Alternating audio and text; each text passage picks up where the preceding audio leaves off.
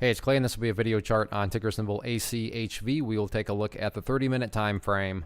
Real quick, what do I mean by 30-minute in case maybe you're new to charts? Instead of each one of these candlesticks here representing 1 day's worth of price action, which is what you would normally see, each one represents 30 minutes. So while this here may look like several days worth of time, it's actually today's price action broken down into 30-minute time slices. I like to this time frame. I think it's a good job of telling the quote-unquote story of the price. And this, in this situation, makes summarizing the price action pretty straightforward. So if you're saying, Clay, look, summarize this for me quickly, I would say pump and dump on thin ice. Now, I'm not saying pump and dump in the sense of the company's sketchy or anything like that. I don't know anything about the company. I'm making that statement based solely on how the price acted today. What do I mean by thin ice? Well, I'll get to that in a second. But let's just kind of first go through, the pump and dump and, that definition here.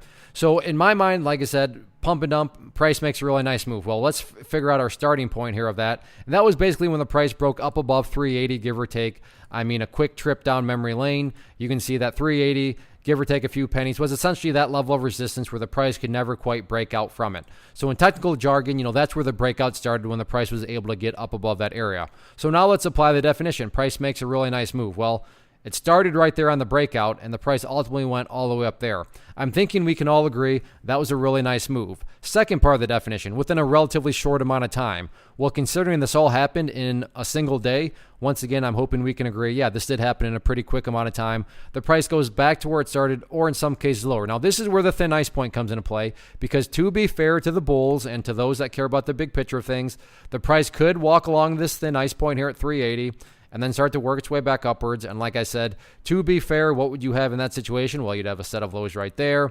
You'd have a set of lows right there. And you'd have these now stair steps progressing in the upwards direction. Again, that assumes that you care about big picture point of view. On the flip side of things, though, if the price comes down here to this thin ice point, breaks below it, and continues to sink to the downside, what would you have at that point in time? You would literally have the price right back into that area of the chart where it already was. And not to insult your intelligence, but price movements that go back to where they were, not exactly a sign of true power, not exactly a sign of true strength, right? I mean, that's pretty common sense at that point. So yeah, you can't quite call it a full-blown pump and dump right now, but things are looking pretty sketchy. But yeah, let's see if the price can stay up above $3.80 or not and build a higher base.